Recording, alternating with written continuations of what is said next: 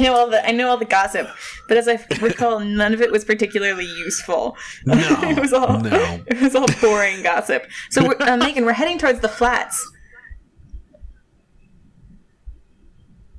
Calm down, Megan. Yeah, whoa, easy there. I don't. Yeah, cool. My old stomping grounds.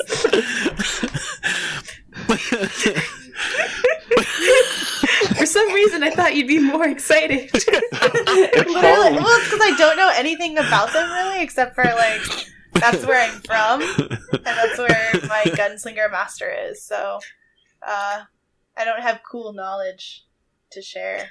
So, Ertleby has a daughter who's there named Dana, who is like I won't say anymore. Never mind. Woke up in a lucid dream. Now we're hunting for the shards. We might be an oddball team, but at least we've got no bards. World Walkers. Hey everyone, this is Pedro, the GM and creator of World Walkers. In our last episode, the group had learned that the Shard of Stardust had been purchased by an artifact hunter named Claiborne. Not only that, but she was leaving on an airship shortly. Racing through the city of Phallus, the group managed to get through the port just in time to see Claiborne take to the sky. Undeterred, Ertleby decided to break the GM's plans in half by turning into a mouse and flying a goddamn raven familiar up to the airship. She attempted to pass herself off as a time traveler, and when that didn't work, she fell to the ground in pretend pain, trying to win over the crew with her old lady needs. Meanwhile, the rest of the group teamed up with an eccentric airship named the Gambler, using its private steam copters to take off and board Claiborne's airship. We joined the group as they prepare to board the airship which holds their beloved grandmother and the next Shard of Stardust. Yeah, Megan, my helicopter took they weren't on. No, it just takes time. They can't start the propellers next to the airship, so they have to go into a free fall and then start the engines. Everyone's turned on except mine, and I was just sitting next to this guy. I'm just like, this is how I die. It was turned on. You were just fat. Oh. Well, he was heavy, yeah, because they're not built for forged. It didn't happen for Tin because Tin was built for flight. Oh, she's light. Right? Oh, that's right. Oh, that's right. Oh, yeah. I know so much about my character. All right, so we are going to start with the group, not Ertleby. I mean, you can start with Ertleby if you want to, but... Group first. Okay, I was going to say, I don't know what you'd be doing. I'm all alone. Takes off her shoes. All by myself. I can... Oh, wait, she can heat metal. I did equip that last time. So maybe she starts a small fire? That sounds like anarchy! Oh, man. If we can She's considering starting a small fire. She's long since known that she could someday heat metal.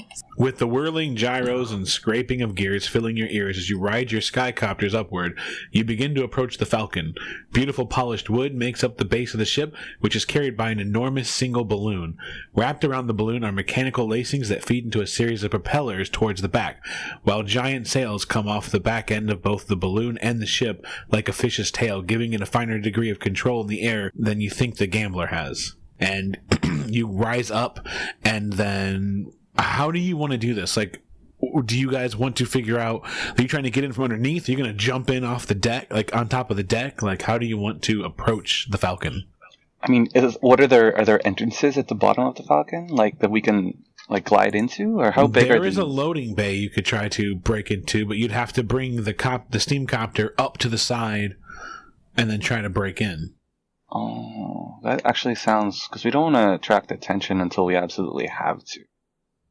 But we are 5 copters whooping towards the ship. I don't think we can exactly be subtle about it. Yeah, so I would just have the group approach, and Vasa would make an effort to wave so that it's a visibly friendly gesture as they approach.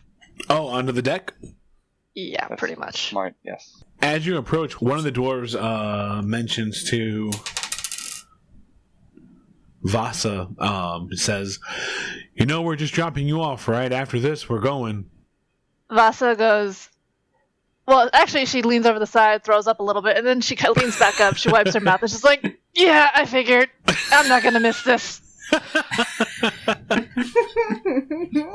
Alright, so they bring you in. You do your best efforts. In fact, let's do a charisma check. Who wants to be the face of the group? I guess you can all do it. We can do a group charisma check. Yeah. Alright. Group charisma check? Group charisma check! Oh, God. Oh, God. This is your time to shine, Brimblestone. I got a 4! Vasa got a 23 Oh, jeez. for all that she is airsick and hungover. 4. So it's like the rest of you are coming in, you're just barely holding on. Your ships are just like just struggling to the air. Vasa comes down on a ray of light. Like the clouds break open and there's like a beam of light as she approaches, and she's just like waving like Several serenely. of the crew members turn religious on the spot. There's no religion on the world. No, She's like the birth of Venus right now. It's just like... And it's because she's far away that she looks so serene and composed, but as she gets closer, it's like the morning after you see her face.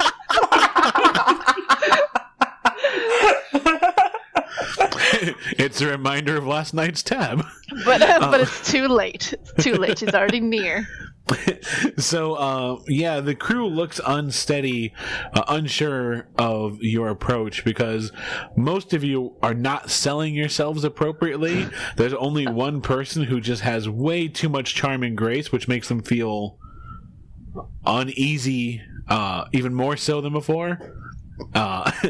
But the steam copters do their best to get you as low to the decks as possible before they kind of just tip over, and they are giving you a chance to jump out, but pretty soon they'll do the job for you.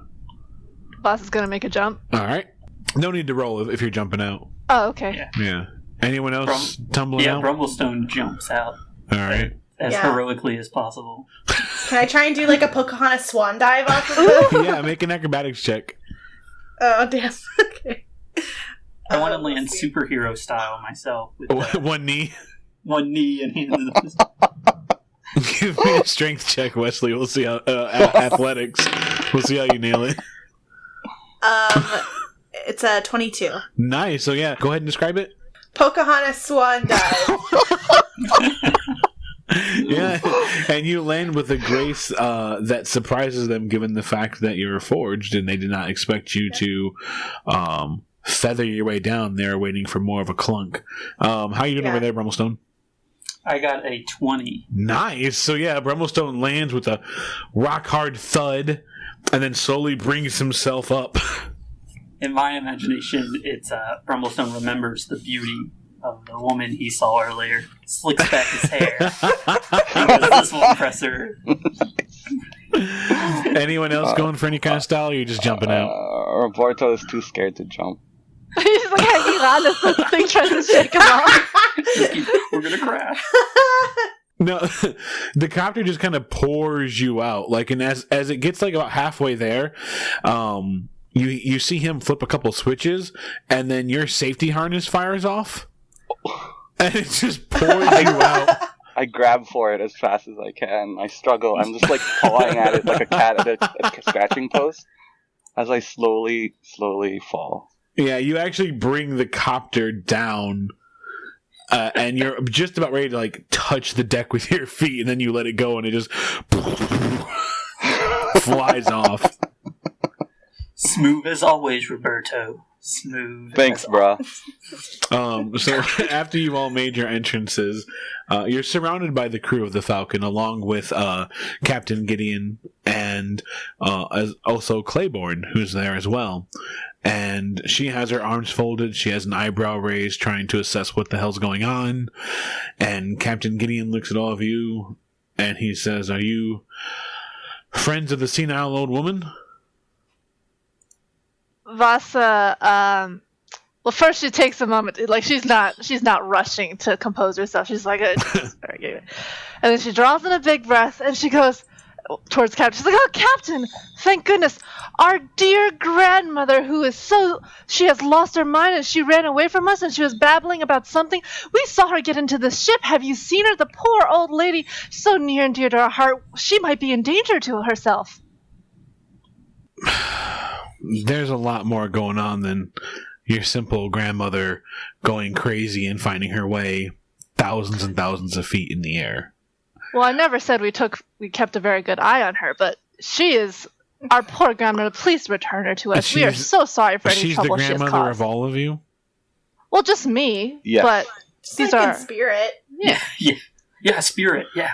And Claiborne looks to him and is like, "Captain, it's clear they're an adventuring group, and they're probably here for what I have with me. Like, can we not pretend this time? Can we just...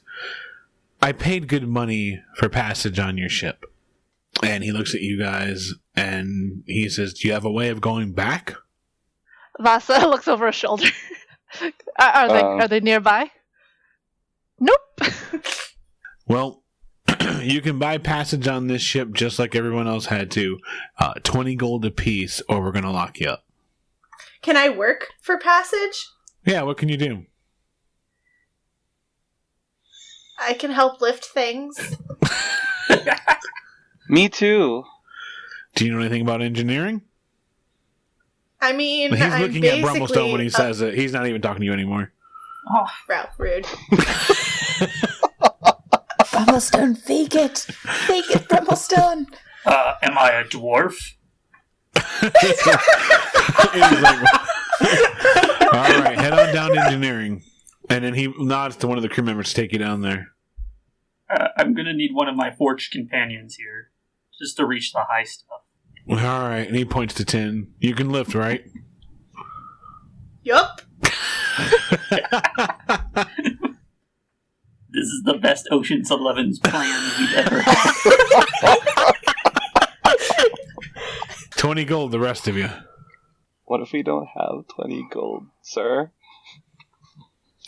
Then you're going to get locked up. Okay, that sounds fun. I put my hands out. Several of the crew are confused and they walk you down there. So cheap that you'd be willing to get locked up to. Yeah. Before they put you in the cell, they are going to take all your stuff. Aww. What about my cat? When they find the cat, they're kind of like they're taking your stuff, they're taking your weapons and all that, and they go like, "Aw." And they're momentarily warmed up by the cat. I humbly ask for my cat.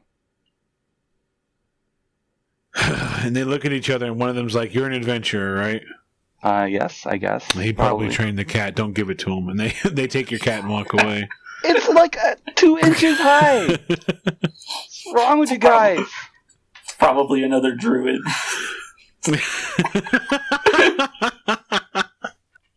Her husband's on the deck. And then back to Vasa. Vasa's like, well, she drops it straight. She's like, well, I can cook, I can sweep, she kind of like rolls her neck around as if she's trying to think of things. Yeah, I can do stuff. All right, 20 Real gold. helpful. No, I can do stuff. 20 gold. 15 gold. He just looked at me, he's like, 20 gold or you get locked up with your friend. 13 gold, and I help with manual labor. 20 gold or you get locked up with the death machine. Captain, for all your looks, you have no charm. And then she very miffedly passes over 20 gold. And so he walks away, the crew disperses. The only one there, just stone-faced and unflinching and hasn't moved yet, is Claiborne. Arms folded, just studying you. Who's there with me? Nobody, right? No, everyone's left. It's just you and Claiborne now. Okay, real quick, what do I see from passive perception? Like, I'm not even trying to look in her direction. I'm just trying to see what I can catch at a glance. Oh, passive perception, I guess the only thing you would notice is on the left side of the ship, you see a collection of crates. They're bolted down and they have heavy locks on them. Mm-hmm. But what do I, like, if I were to just size Claiborne up really quickly, what would I sorry. perceive I thought of you were her? looking not at her. Sorry. Like, I'm like side-eyeing her, like making it not too as obvious that I'm studying her. So one of the first things that catches your eye is the fact that as she kind of moves or shifts her weight, you can see it looks like some kind of reptilian scales on the inside of the cloak. Cool. That's the first thing you would notice. The second thing you would notice is that her boots are kind of an obnoxious green with like little stripes of lime green on the sides. Uh-huh. And then you would also notice that she has well, this is pretty easy. You would notice that she has both a short bow and a scimitar on her back.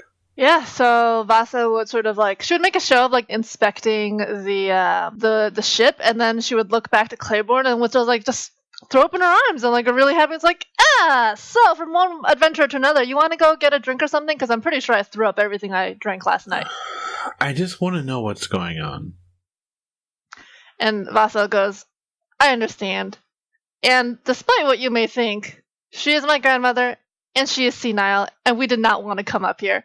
But we are here now, and we might as well enjoy ourselves, right? Let's go see what Mr. Greedy Guts Captain has in his for the meal hall, yeah? Let's go eat something. You might as well, I guess. Yeah, let's go. She kind of shifts her weight again and then follows you. Well, I would follow her. Actually, she would lead the way, actually. So let's go back to Brummelstone and Tin, who have been led to the engineering room. They open the doors, and there are huge gears. There are a number of engines on both the left and the right side. Like, you have a narrow kind of walkway you can go down. It's taking a tremendous amount of mechanical power to keep the balloon afloat and to run everything else that's on the ship. And as you guys walk in, one of the other dwarves comes up to you, kind of whitish hair with little bits of blonde that have survived the war against age, and he walks up to you, huge thick leather gloves, shakes your hand, and then looks you up and down and he says, where are you from? Oh, here and there. I'm actually going back to the plains. The flats. Right. As everyone else calls them, but we call them plains. Pretty plain.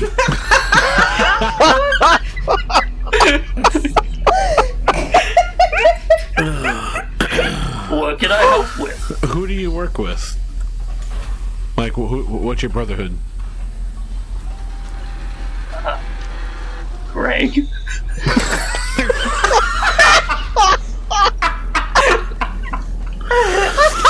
He looks at the crewman, and the crewman's like, not my problem anymore.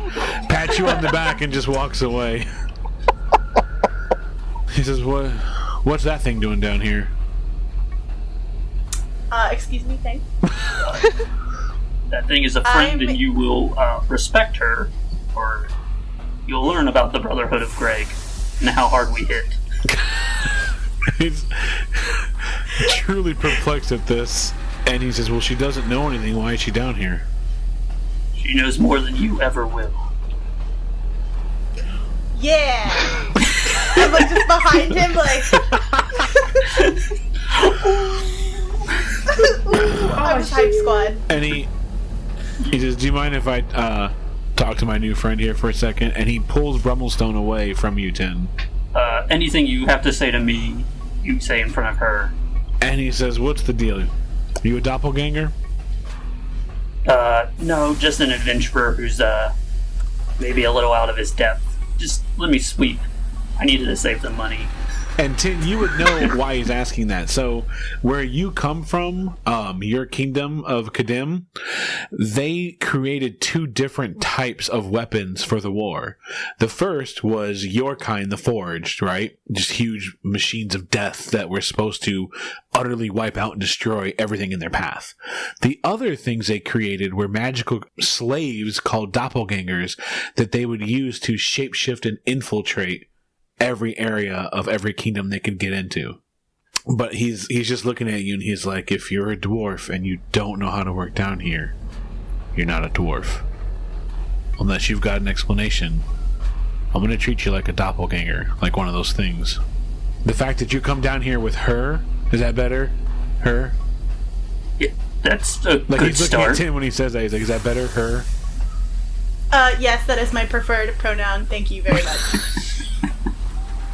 He says the fact that you're working with her if you were a dwarf, you would know that only dwarves know how to operate the machinery here. The fact that you're willing to bring her down here makes me question if you're even a dwarf. I was gonna say, Tin is kind of fed up with this at this point, so I think she's going to step in and kind of use her, try and like a little bit like stand over this dwarf and just say, at this point it doesn't matter why we're down here. Your commander has led us here and show us where we need to help work. You gonna do an intimidation check then? Yeah, I'll try. Can I help? Like, yeah. What are you saying to add to the roll? He's just gonna get up on her shoulders. yeah. Like flare, like What? make yourself What? appear bigger. Just no. It's the silent, real crossed arms. Make a charisma check and see. Usually you can just aid another, but when you're just relying purely off of your flex and your charisma, you're gonna have to make a check. I mean, yeah, he already doesn't believe me. I got a 10. That's good enough. Yep. That's competent enough to aid Tin. So Tin, you now get advantage. Ah, shit, son, I don't need to roll again because I got a nat 20, which is a 23 in total. Wow. This is a small, loud space. You don't know if it's because he saw that you're a gunslinger or the fact that you're several feet above him and imposing, whatever it was. He takes a few steps back. He's like, just, yeah, sweep or whatever. Just stay out of our way. Can I make like a fake at him? Like, as I walk away? You can, Yes, son. No, I'll just kind of just glare at him. He just kind of gets out of your way. He's like, everyone else get back to work. Brumblestone would say, "That's what I thought," and he would take a broom and begin sweeping.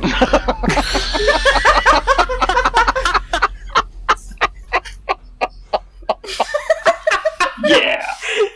You have dust rags I can wipe. Like. Don't make me bleach.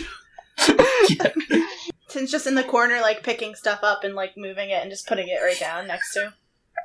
He's just shifting things around. Yeah. I would cut over to either Ertleby or Roberto, but you're both serving time, so I hope you understand that I'm going to go over to Vasa. Yeah. So you guys find yourself at the serving area of the Falcon. It's actually pretty nice. It's more of a restaurant on the ship. The Gambler, from what you were able to tell from it, wasn't really equipped to serve, whereas the Falcon looks like it tries to entertain guests. So it's a pretty respectable establishment. You're able to get a seat at the bar. There's no one else in there. And after you order a couple drinks, Claiborne pays. She says, okay, so... That makes Vasa smile real wide and clap her on the shoulder. She looks a little awkward when you do it, like as in... Like she's just not used to human contact, maybe? Yeah. And a little bit of her like toughness fades for a second. Yeah. And then she says, okay, so... Please, just tell me what's going on. Your friend claims that she's me from the future. She claims that radioactive waste turns me into a druid, I guess, and that I'll eventually go insane, but the only thing I remember is coming back in time and trying to get an artist's artifact from me in the past, which I don't know how time travel works, but it seems like if she took it, then it wouldn't work, because then I never had it, and she wouldn't grow old, and then... I mean, I know I'm entertaining all this. I don't believe her. She's crazy. But even if I did, I'm trying to put it together. So Vasa, as she's receiving her drinks, she looks like she livens up a little bit. And as she's listening to Claiborne describe the story, she just laughs. She clearly laughs in amusement at this. And she goes, that is my grandmother. And she kind of laughs a little more. And then she launches into this story that's loosely based off of like an encounter. Like obviously she replaces monsters with more like local monsters. She assumes they have wolf beasts or whatever, and she just kind of describes Ertleby shenanigans. Like, did you know that she turned into a cat and she thought that she could sit on its head? So she kind of circles back around. She's like, yeah, so no, I wasn't lying to you. She's my grandmother, obviously not theirs, and she's not all there. She was a great adventurer in her youth. She could shoot the wings off a fly from halfway across town. And I was her granddaughter that got up to no good. And she gestures at herself, which is obviously her clothing is bruised, and she kind of taps at her scar, and she's, I got to no good, but she never abandoned me. She always took me in whenever I got into a scrap that I couldn't back out of. She always paid my bail whenever I found myself in jail. And now she's slowly losing her mind, and she's determined to go on one final great adventure. And I owe that to her. And it's been great, really. The team that we found, the friends we found, we've been going around just kind of battling beasts, and sometimes she's there and she's so sharp and you should hear the story she can tell, and then other times she just kind of drifts away, and then she kind of looks like, she's like, what's your name? Claiborne. Yeah, no. She got wind that you had some piece of artifact, and she just thought it would be a great adventure because she had to rescue it, and next thing you know, she got away from us, and she had frickin' turned into a mouse and flew onto the ship. And I was like, well, fuck it. But I guess that's where I'm getting lost. Yeah. She turned into a mouse and flew on the ship. Yep. She's a druid. You mean a bat? No. Squeak, squeak, and she takes a shot, and she kind of motions more squeaky things. The things that No, I understand what a mouse is. I just didn't know they could fly. No, she has, as a druid, she can influence other animals, and she freaking found herself a bird, of all things, and she flew up here. Didn't you see that? I saw that. I fucking chased her halfway through town trying to get her to land. But she heard that you were on the ship, and now she's here, and she takes a shot for dramatic effect. Now we're here, and I just want my grandmother back, and I want to get her a safe place before we go on to our next adventure. Well, I'll talk to the captain then.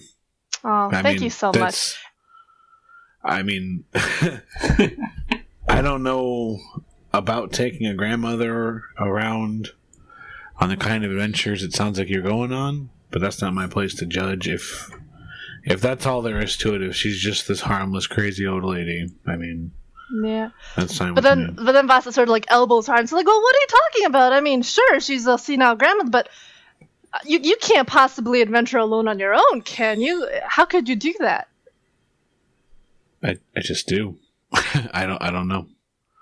I'm not an adventurer, I guess. Maybe that's the difference between you and me. Vasa folds her arms in a very attentive. She's like, "No, then what are you? Because I see that blade on you. You know how to use it." I know how to use it, but I'm a treasure hunter. My job isn't to go find adventure. My job is to avoid adventure and take everything from it. No. Are you on a treasure hunt right now? And she's kind of like, yeah. Really? How dangerous was it? It wasn't dangerous at all, because basically I just went and I bought the item at an auction. Vasa just slaps the counter, says, "What? That can't be it. That's it? That's all it takes?" Sometimes that's all it takes is just money. You don't have to fight and kill your way through everything. But you're missing out, because we could, you could join us. You could join up with us. Yeah? Yeah, no, I mean, she turns to the side and she shows her own weapon. She's like, "Because I know how to use this too, and I just think between you and me that, maybe we do a little adventuring, a little treasure hunting. I think we'd be pretty great." And she kind of nudges her very friendly leg in the side, yeah, and she bounces her eyebrows. Yeah. Do you travel outside of Fallis a lot? And she says, Vasa goes, "Oh, well, we're trying. we don't really know how, but you do, okay. don't you? Yeah, well, I was going to ask because you're pretty brazen in walking around with 2 forged. Nah. It's not my business in turn. I mean, I don't have anything against the forge, but it gets really difficult to travel with them when you go into certain kingdoms, right? So I just didn't know how you guys got around that. And Vasa just goes, "They'll like us. You'll like us. I mean, you saw Roberto, the guy's a babe, and then Tin, well, she can take a punch. She's useful. No, they'll like us. No, who wouldn't like Forged?" Well, how'd you get an engineer on your team? Vasa kind of pauses a moment, and she goes, "Just came with the Forged. Followed the Forged around. Huh. Like, I kind of saw the Forged first, and then he was kind of there, and I was like, we're a small group, but we're like family. And you look like you could use a little family." I don't know about all that, but I mean, I'm not against traveling with you guys if it means we're gonna. I like to travel. I kind of. And she takes a shot, and she's like, I kind of have to. What do you mean? And she kind of looks around, and nobody's in the bar, and you get the feeling that she hasn't talked to anybody in a long time. Yeah, and Vasa's just like hand in cheek, like really just listening. And she says, "Well, I mean, to tell you the truth, And she looks around one more time, and she's like, I have something of a curse." And then Vasa says, "It's an ex-husband, isn't it? He must be a total asshole."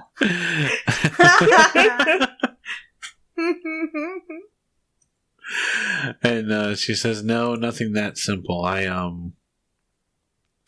actually can't stay in one place too long. Well, I don't want to bore you with the details, but the gist is that..." No. This is great. You're great. Well, I mean, thank you. But again, what it comes down to is that I can't stay in one place too long, otherwise things start to go wrong. So you're like clumsy? No, it really is a curse. I did the right job the wrong way, and in the end, I became afflicted with an actual... I'm not just trying to be coy, it's actually a curse. If I stay in one place too long, things start to go wrong. It becomes chaotic. And it's at that point you realize that she does not normally drink. Yeah. Because she's already spilling. Yo, is she talking about nightmares? And then, well, she's kind of like, she's looking at her sideways, and obviously Vasa's like, despite her drinking, she's clearly like actually from hungover to sober now, so that's how she works. And then she goes, "Well, what's chaos, lady? What do you mean? Am I gonna die?" Last time I tried staying in one place too long, and I don't know how long it takes for it to happen. It seems to be different every time, but I tried to settle down at one point and stop this life, and it wasn't too long before there was a wildfire outside of the city, and then the water became poisoned, and then the city was besieged by terrible creatures that were long thought destroyed. It's really that. It's that if I stay in a place too long, the area is doomed to fall apart. So you chose to step on a ship that flies in the air. Right now, yeah, it helps. I'm not in one spot. Oh, then Vasa kind of like taps her heart. "Oh, I see what you're doing. I see." And then she like kind of pours them, I guess, another chance. Like, yeah, let's toast to that. Not being in one spot. She takes another shot. She takes another shot. Yeah. And then hold on, she's gonna roll a. Yeah, she can't hide the burn. She's just like.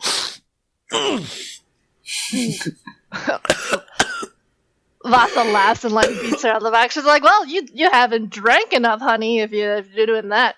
No, I don't want to get good at that. Like, oh, you have to. And then she says, like, "But what do those creatures look like when they go all cursy on you?" what? You know, you're saying like sometimes these like long dead creatures come not dead and they kill things. I mean, it was just in that city there was this group of. I don't know, something about like the city had long been attacked by these twisted monstrosities of different I mean, I don't know what they were. I just know that I stayed too long and eventually those things came and they started ripping everything apart and I had to leave. You ever have strange dreams and stuff? I don't dream. Why not? Everybody's dream. I had this dream once where everybody was naked and everybody looked so good. I don't have those kinds of dreams, so no, I actually made sure I don't dream anymore. How do you make sure you don't dream? How do you stop that? And she looks around and she reaches into her shirt and she pulls out a small little necklace, and it's not emerald, but it's a chunk of an emerald-like substance. You're not really able to identify it at first, but you look at it and it's not a shard, but it definitely seems reminiscent of a shard of stardust. Like, it's not. You can tell that it's not, but it's got that same kind of texture, that same sort of like broken, shattered rigidness to it. And she's like, "This keeps me from dreaming." And then she puts it back away. She's wearing it around her neck? Yeah. Yeah. Abasa kind of stares at it. And she goes, "Where can I get one of those?" Yeah, I don't know. It took a long time to find something like this. Abasa goes, Because sometimes my grandmother wakes up at night crying because she dreams of her husband, and that's always the hardest for me. Mm-hmm. And that's rough. Do you know where you got those? I know where I got this, yeah. I was there. Were there more? No, it was just this. Oh. How drunk is Claiborne right now? It's hard to tell because, like, the more she drinks, the more she talks. But it doesn't seem like she's suffering from anything but inhibitions. And Masa goes like, where was the most favorite place you ever traveled? You mean like the most exciting or my favorite? Your favorite. And also Vaza has like gradually gotten closer, not in like a romantic sense, but just like more friendly and scoochy, like closed up personal space. The place I would go back to if I could is Coaston, which is actually where I'm heading now. I just can't stay there. Why is it your favorite? I mean, have you ever been there? It's a beautiful city that overlooks a cliffside, which overlooks a beautiful ocean. Oh man, you should show my friends and I. I've never, I don't really know how to travel. I only ever just got into trouble in my own streets. I haven't been to beautiful places. Well, yeah, I mean, I'll come with you. You come with me, I guess. Like, we'll do it. Yeah, friends. And she like forces another shot. Shots, friends. No more for me. No more. No, for me. come on. You don't want to lose to me, do you? I'm already 7 in. You're only 6. I'm not in a race. I can't do all that. And she kind of pushes the shot glass away, and she's like, "We're gonna head to Kosnik, and we'll catch the jump rail there, and then after that, we'll be in Coaston before too long." Do you think? And then Vaza kind of slaps the table. She's like, "Oh, wait.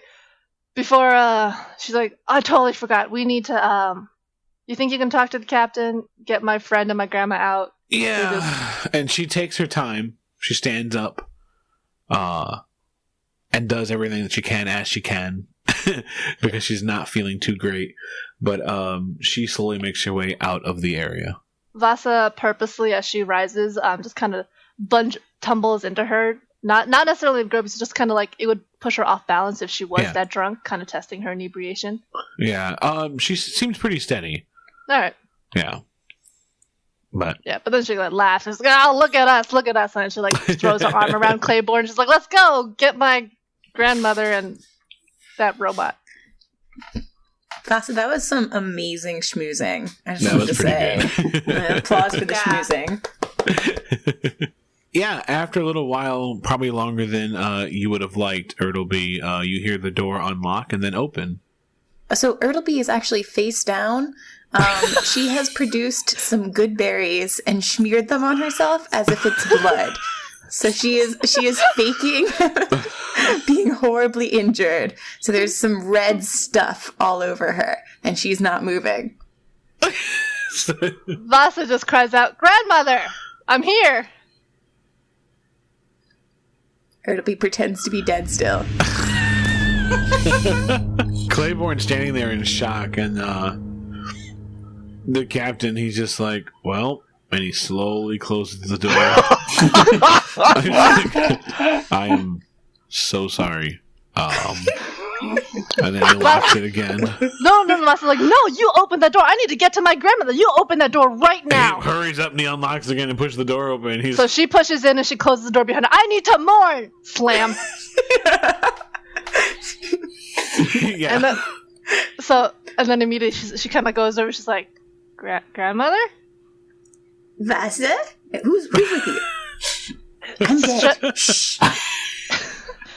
And she goes, and then Vasa's like, well, grandmother, lots has happened.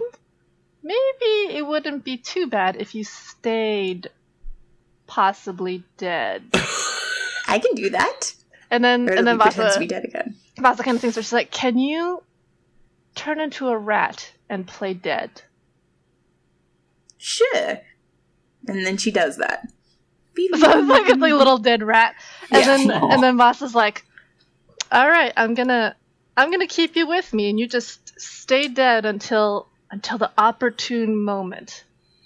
All right, grandmother?" Raises a little paw and does like a little paw thumbs up, but it doesn't really work because they don't have opposable thumbs, so just like one finger lifts. So it's just like she does the world walker symbol.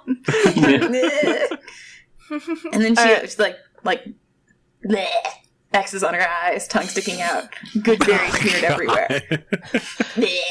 So now Vasa's cupping little fake dead Ertleby rat body. But before she goes to the door, can she really quickly scan the room, see if there's any obvious jewelry, gems, or gold that's out in the open or the most valuable thing you see is probably the thing you don't want to try and take because it's a massive crossbow.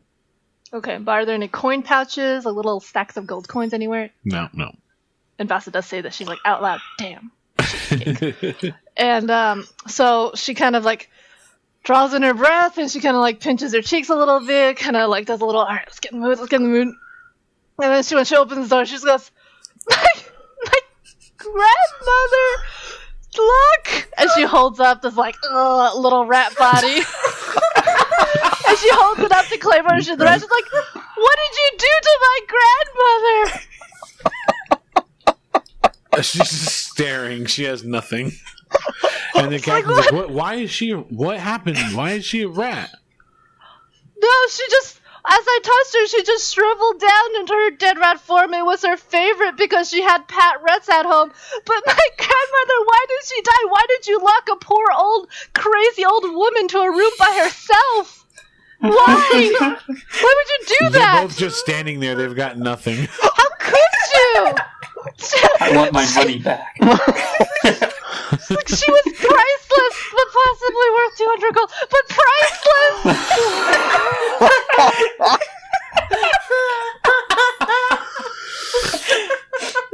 And then she just kind of like pets it. She goes, I don't know what to do. I lost my grandmother. I don't know what to do. And she's like looking at Gideon. She's like, she occasionally looks at the Gideon and Claiborne just to like kind of see. But not. And they're both just speechless. Like Gideon eventually gets himself together, and he's like, "If there's anything you need, let us know." Maybe a really good suite or bedroom that you have here, and I don't know if I have enough gold to pay for her burial, because I did everything that I could just to get on the ship to save her, and I was too late. My grandmother! Yeah, we'll get the crew together and get you a good room. Well, my condolences. I don't have enough gold to bury her. Well, okay, well, you're not going to bury her on the ship, so just, come on, let's go.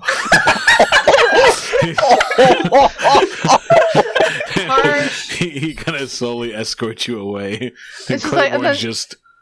And Vassal's like, but what about my forge, Roberto? Is he dead too? Oh my god, is he dead too? Where is he? We gotta get him out right now. We'll go check on him. Voss, in the meantime, slumps against Claiborne just to really just look for condolences. Well, no, she steps away. She doesn't want any. Like, she's back to realizing how terrible people are. Like her interaction is. Just like Voss is like, damn.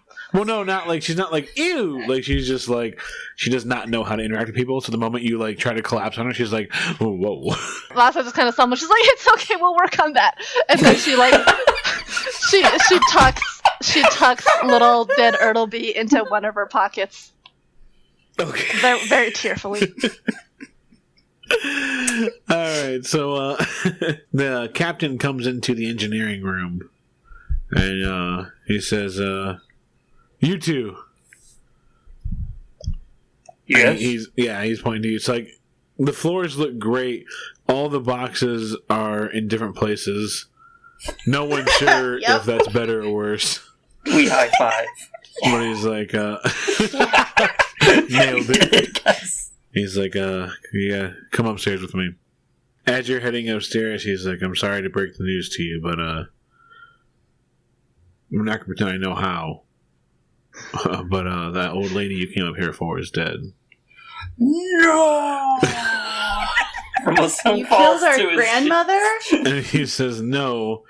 Apparently she was so crazy she thrashed around my room until she killed herself. I don't really know. At the saying of that, Vermelstone puts it together that that's probably a ruse. Yeah, Vermelstone would be originally really heartbroken that Ertleby is dead, but hearing that thrashed around with it was like, that, wait. He puts it together. So he's like, oh no, how awful. He's kind of just Surely looking at you. Take us to her, right? Right, Tim? Right? We should go see her, right? Yep. Yeah. Okay, yeah. Hold on, he stops. Oh Turns my around. god, guys, I'm gonna kill you if you break this ruse for me. He just kind of stares at Brummelstone. Emotions are awkward.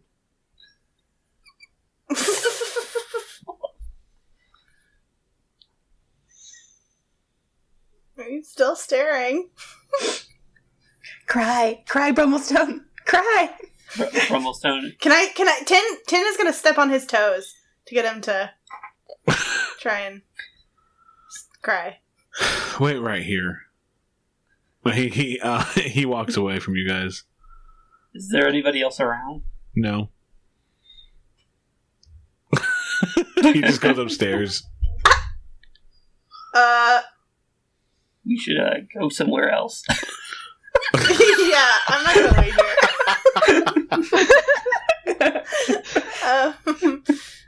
here. We should try and we should just go where he went, and then just pretend we're just so grieved that we don't know how to follow instructions. Sounds like a good plan. Alright, so you're just following him? Yeah, we're just like, what? He just doesn't care. He's letting you follow him. He's going to his quarters. And then he stops and turns around and kind of stares at Brummelstone again. And he's like, how are you holding up? It's hard. I mean, she wasn't my grandmother, but... And Brummelstone would get really serious. Like, when someone you love just disappears from time, you can never forget them. And it really hurts. You know, like he would start be thinking of his real family there. Yeah. And he would really summon up those emotions. He's conflicted by like how much you opened up versus the nonsense that the words are comprised of. And he's conflicted as to where he ends up emotionally. But he says, just wait right here. And he goes inside his quarters. Wait, can't we see her? Or her body? She turned into a mouse, and your friend picked her up and went to one of our suites. Well, where are those? Can we go there? Sure. Just wait a second. And he goes inside the quarters for a minute, and then he comes back out, and it looks like he has like red juice on his fingers. Shit. Uh-oh. Oh god. Den is like trying to keep it together. It's like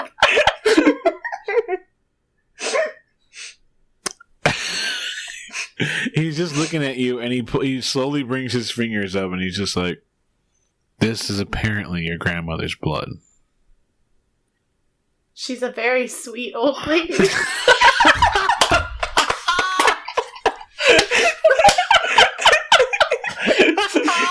That doesn't win him over nothing. Oh. That's the name of the podcast right there. Sweet old lady. She's apparently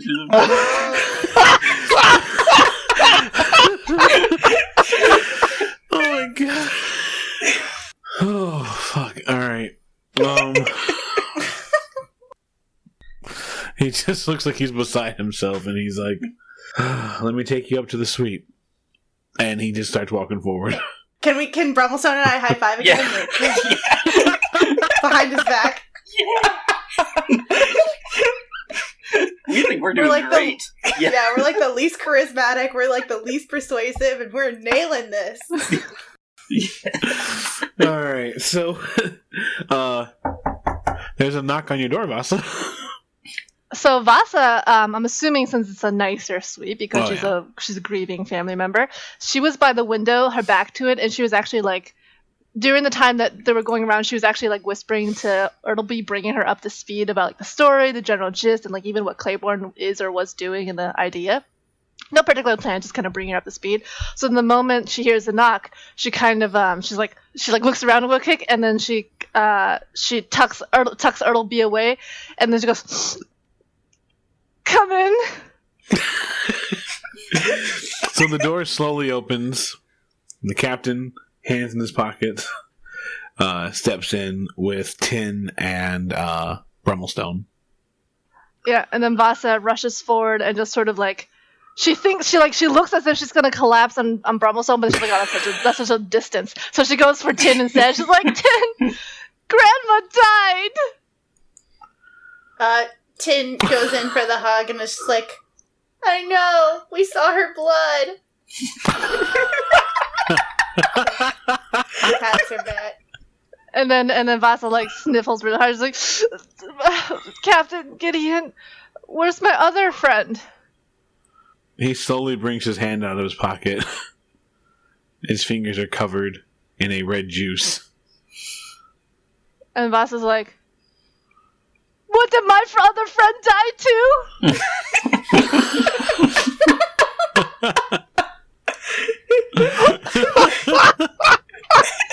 More blood on his hands. He shuts the door and takes a seat on the bed and just sighs. Guys, it's going perfectly. I am desperately trying to figure out what your end game is here.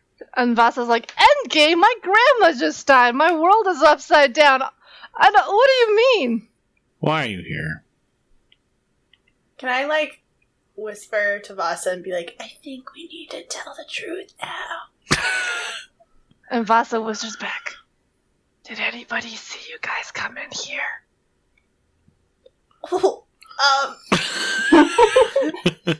Yes, several people. He's just watching you guys whisper at each other. Can I'm gonna go stand by the door so that he can't, like, make a run for it or anything. Not that I plan on doing anything, it's just a precaution. Sure.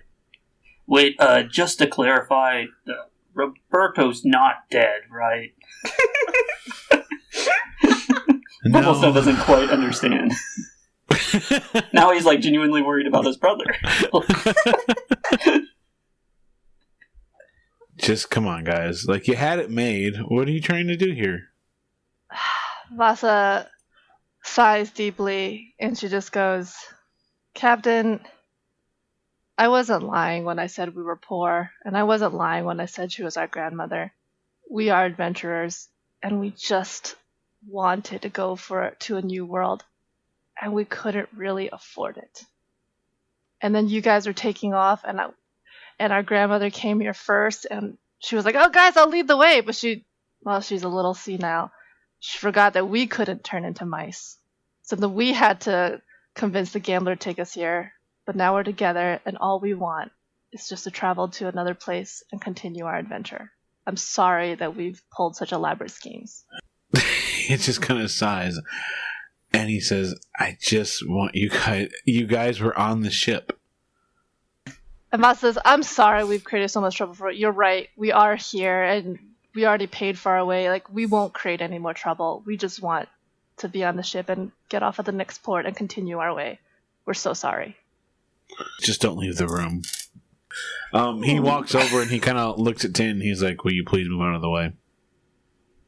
I kind of glance over at everyone else for any signals or... I'll step out of the way. And he walks out the door and shuts the door. And then Vasa brings out little Ertleby. She's like, grandmother, you can drop the act. A little mouse sticking its tongue out. Yeah, she he's striking new death poses. And then Vasa kind of brings Brummelstone and Tiny Tin up to speed on what she learned about Claiborne and sort of this whole story she has sold to Claiborne so far. Halfway through the story, the door opens and Roberto walks in. Hey, they didn't give you your stuff back, but they did let you join the group. These guys are getting the worst review on TripAdvisor. This Airbnb is not getting mine. You took away my cat. There's no in-flight meal. The magazines were terrible. I'm not having it ever again. How are you guys? Thanks for listening to episode 20. She was a sweet old lady. If you'd like to help support the podcast, you can leave us a review on iTunes, follow us at WorldWalkersPod on Facebook or Twitter, or consider becoming a patron over at patreon.com/WorldWalkers. By becoming a patron, you gain access to art, early and exclusive episodes, and the World Walkers campaign guide, which includes new backgrounds such as the Gunslinger. I want to thank Kevin MacLeod over at Incompetech.com for the music you heard in this episode, along with Syrinscape, who provided the sound effects you heard. You can find Syrinscape at Syrinscape.com. Brummelstone is like beaming with a little bit of pride. He can't wait to tell Vasa how well he did. He's like, I saw the plan and I rolled with it. Tin was on point.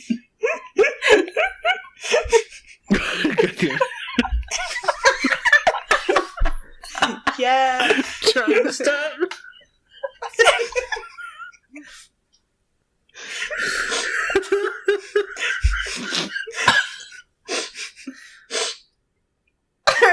Pedro, we lost Pedro's face. He glitched out. It's like podcast over. Oh no. We beat the GM, guys. We beat the game. Yeah. Hooray! We had a critical hit on his funny bone. Natural 20. It just kind of sighs. And he says, I just want you guys were on the ship. Everything was good. Why are you faking an old woman's death? And Vats says, well, I actually thought that my grandmother did die. She's very fragile, but I kind of maybe found out 5 minutes ago that maybe she didn't die. But I really did think she died, because you locked her in a room, and one time I left her on a chair alone, and then she fell off and hit her head. So I really did think that maybe she died. thought the chair had come back for her. To finish the job. If she can't handle a chair, she's definitely not capable of a bed. Furniture, Ertleby's greatest movie. Yeah, that's right. She is built pretty light for a forge, so I want to know that backstory. you'll have to pay in Patreon to find. God damn. Patreon.com/worldwalkers. I just have to blast every 15 seconds of the pod. No, like you're not allowed to say Patreon anymore. You have to say entire URL every time. Yeah, and it's like for a version of this podcast without this advertisement, donate to the Patreon. Oh my God, can you imagine? Like every 5 minutes during the D&D, we say like, oh, it's like we just advertise it like subtly, and like we put it into our dialogue. That's organic marketing. Oh, thank you, Captain. I'm your Patreon. Oh my God, that costs 5 gold. That's almost as much as the Patreon.com. Right. Yeah. I hope I get some sweet rewards like I do over at patreon.com/worldwalkers. I wanted to learn banjo just to be in a metal banjo band.